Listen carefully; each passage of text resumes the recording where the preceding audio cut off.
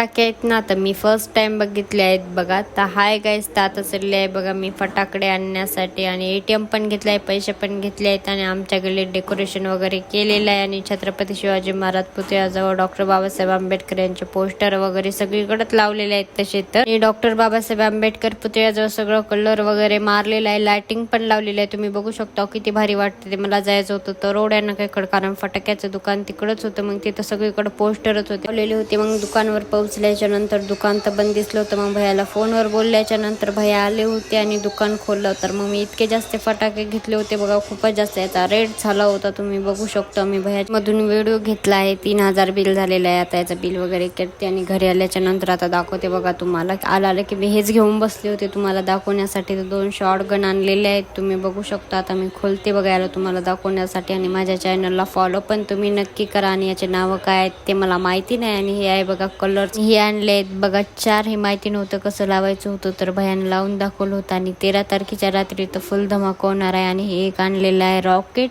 आणि मग पुन्हा भेटूया नेक्स्ट ब्लॉग मध्ये. तोपर्यंत बाय. आणि माझे पैसे पण सगळे गेले आहेत.